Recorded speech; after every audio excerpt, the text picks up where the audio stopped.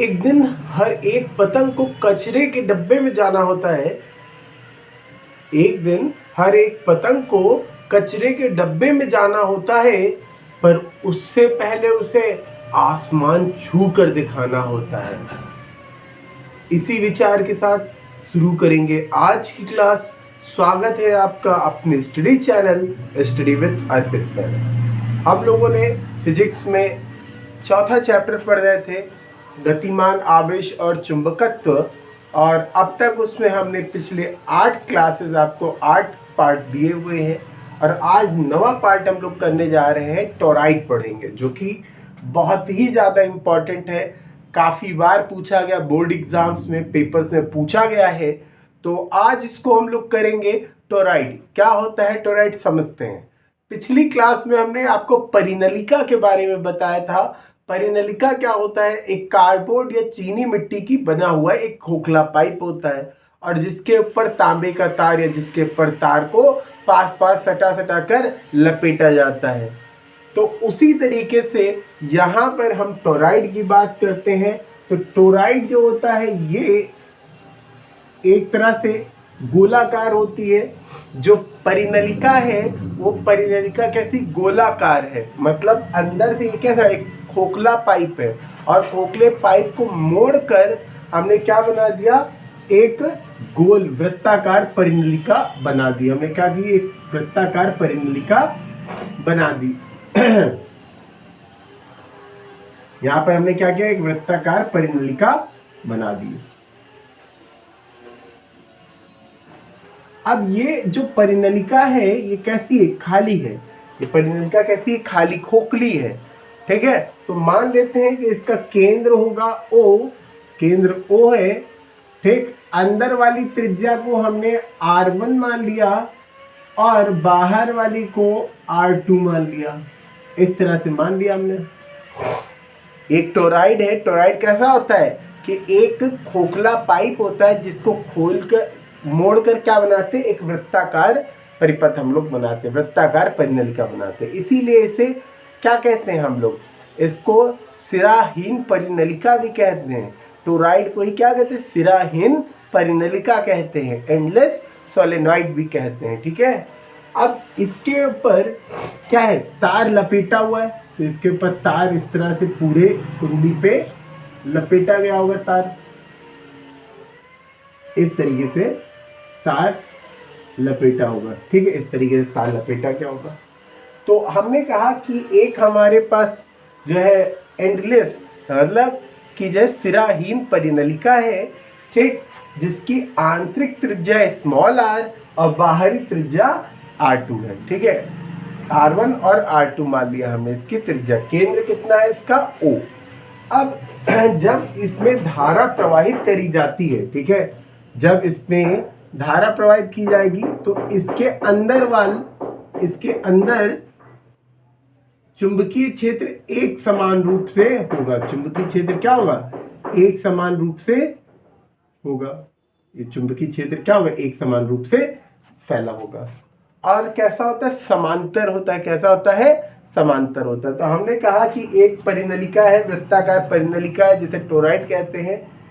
इसकी आंतरिक त्रिज्या R1 है और बाहरी त्रिज्या R2 है। जब धारा प्रवाहित करी गई तो इसके अंदर, इसके भीतर वाल चुंबकीय क्षेत्र एक समान रूप से वितरित होगा, और कैसे, समांतर होगा। कैसे होगा, समांतर। तो मान लेते हैं कि यहां से इसके सेंटर पे कोई जो है बिंदु P है।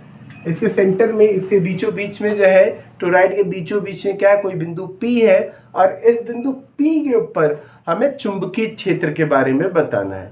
इस बिंदु P के ऊपर हमें क्या बताना, चुंबकीय क्षेत्र के बारे में बताना है।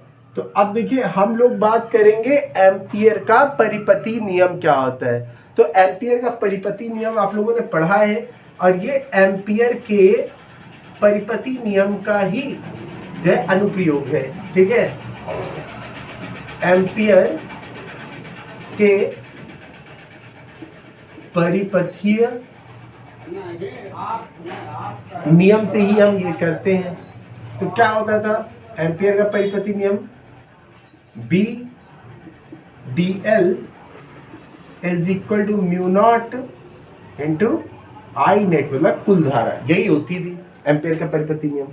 हम इसके इस भाग को लेते, लेफ्ट भाग को लेते, तो देखिए ये क्या है, B डॉट DL है, हमें पता है A डॉट B बराबर क्या होता है, AB cos थीटा होता है। तो AB मतलब यहाँ पे कितना हो जाएगा, B DL cos थीटा हो जाएगा, क्या हो जाएगा, cos थीटा। अच्छा, इसके अंदर जो है चुंबकीय क्षेत्र कैसा है, समांतर है, और समांतर के लिए एंगल कितना हो जाएगा, थीटा की वैल्यू कितनी हो जाएगी, 0 डिग्री हो जाएगी।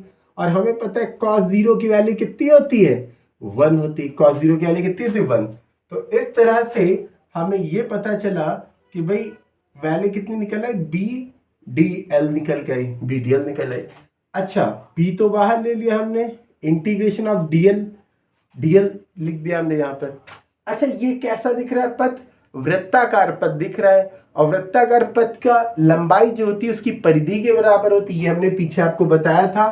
तो ये जो DL की वैल्यू है ये कितनी निकल के आएगी, 2 पाई R निकल के आएगी। हमने इसको दूरी को R मान लिया, कितना मान लिया, R। तो 2 पाई R निकल के आ रही है हमारे पास, ठीक है, कितनी निकल आ रही, 2 पाई R।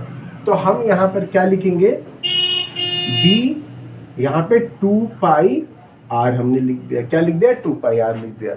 तो ये वैल्यू यहाँ पे निकल गई। अच्छा, मान लेते हैं कि इस परिपथ में, ठीक है, हम लोग मानते हैं कि जो यहाँ पर तार लपेटा गया है, प्रत्येक तार में I एम्पियर की धारा बह रही है, ठीक है, प्रत्येक तार में I एम्पियर की धारा बह रही है, और इस पूरे परिपथ में फेरों की संख्या है N।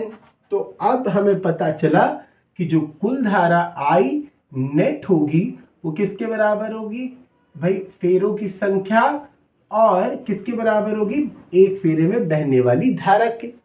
हमने मान लिया कि एक फेरे में बहने वाली धारा I है और N फेरों की कुंडली है, तो N I हो जाएगा, कुल धारा का मान NI निकल आएगा। अब यहाँ पे हम लोग रखते हैं, इसके अंदर रखते हैं, देखिए इसकी वैल्यू निकाली हमने कितनी, B इज इक्वल टू, ये B 2 पाई R निकल गई, और यहाँ म्यू नॉट हमने ऐसे लिखा, और आई नेट की वैल्यू कितनी है हमारे पास, आई नेट की वैल्यू है NI, कितनी है, NI।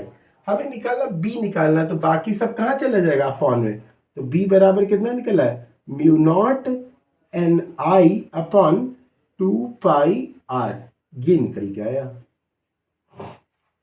B बराबर म्यू नॉट NI अपॉन 2 पाई R है, क्या है, 2 पाई R। यही है किसके लिए, टोराइड के केंद्र पर, टोराइड के बीच में चुंबकीय क्षेत्र का व्यंजक। फिर से समझते हैं टोराइड क्या है। हमने कहा कि ये एक परिनलिका है, परिनलिका के बारे में आपको पहले ही बताया था कि ये खोखला पाइप होता है जो कार्डबोर्ड या चीनी मिट्टी का बना होता है।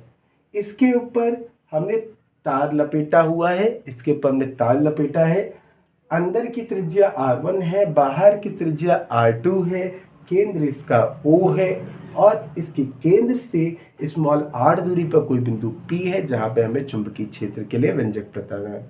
अब हमें एम्पियर का परिपति नियम पता था, अंदर वाले इसके प्रत्येक स्थान पर चुंबकीय क्षेत्र समांतर होगा, तो इसलिए थीटा की वैल्यू 0 लिख दी और cos 0 की वैल्यू 1 होती है। हमने यहाँ तक लिख के दिखाया। लंबाई जो होती है वो बराबर होती परिधि के, मतलब 2 पाई R के, हमने 2 पाई R के बराबर में लिख दिया, ठीक। और हमें पता है कि प्रत्येक फेरे में बहने वाली धारा I एम्पियर की और N फेरे हैं, तो कुल धारा कितनी हो जाएगी, NI।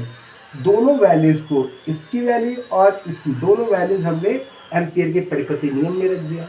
तो B इसकी वैल्यू हमारे पास निकल है 2 पाई R, म्यू नॉट लिया, म्यू नॉट, और I नेट की वैल्यू NI थी, गुणे में था तो इधर बटे में चला गया। तो इस तरीके से हमने टोराइड के लिए व्यंजक निकाला। तो आशा कर रहा हूँ कि वीडियो आपको अच्छा लगा होगा, आप इसको नोट बनाते रहिए, नोट्स करते रहिए, और नए हैं तो प्लीज़ सब्सक्राइब करते रहिए और शेयर करते रहिए। Thank you so much.